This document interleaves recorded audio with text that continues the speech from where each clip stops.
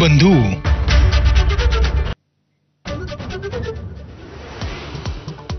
Israel Iran युद्धामध्ये अमेरिकेची entry, इराणच्या 3 आण्विक तळांवर हल्ला, इराणने शांततेचा मार्ग स्वीकारावा किंवा विध्वंसासाठी तयार राहावं, डोनाल्ड ट्रम्प यांची तंबी. इराणवर हल्ल्यांसाठी अमेरिकेकडनं B-2 स्टील्थ बॉम्बरचा वापर, तसंच जगातल्या सर्वात मोठ्या 13 टन वजनाच्या GBU-57 बॉम्बने हल्ला.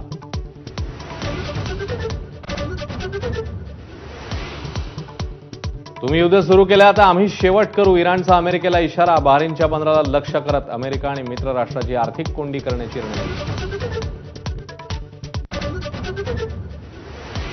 वारीबाबत सपाचे आमदार अबू आझमींचं वादग्रस्त वक्तव्य, नमाज पठणामुळे होणाऱ्या वाहतूक कोंडीची वारीशी तुलना, सर्व स्तरातनं आझमींवर तीव्र संताप.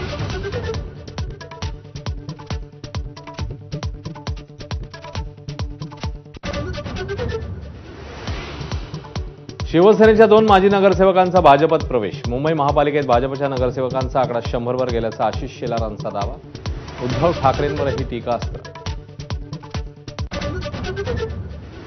ठाकरेंच्या शिवसेनेत नाराज असलेल्या भास्कर जाधव राजकीय संन्यास घेण्याच्या विचारात, संजय राऊत सावरण्याचा प्रयत्न करतात, मात्र भाषण करायला मिळालं नाही तर नाराज होत नाही, भास्कर जाधवांकडून स्पष्ट.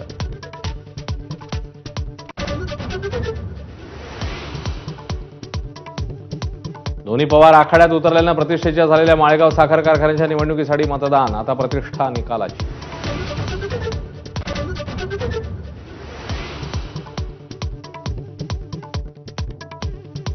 पवनचक्कीच्या वादामध्ये शेतकऱ्याला अमानुष मारहाण झाल्याचा व्हिडिओ समोर, गृहमंत्री म्हणून फडणवीसांनी उत्तर द्यावं, आमदार कैलास पाटील यांची मागणी.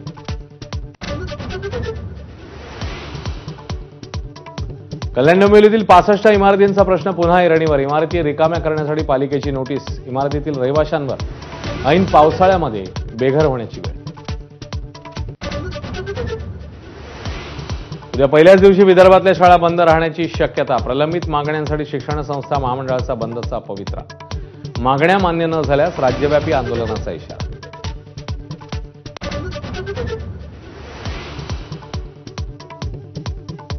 सिंधुदुर्गातील आंबोली घाटात प्रचंड वाहतूक कोंडी, 2 ते 3 किलोमीटरपर्यंत वाहनांच्या रांगा, आंबोली धबधब्यावरही पर्यटकांची उलटबाजी.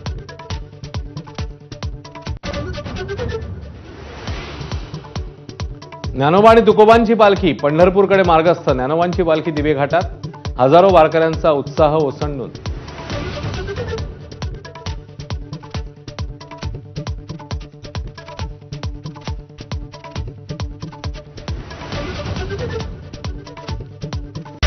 Headlines brought to you by Chitale बंधू.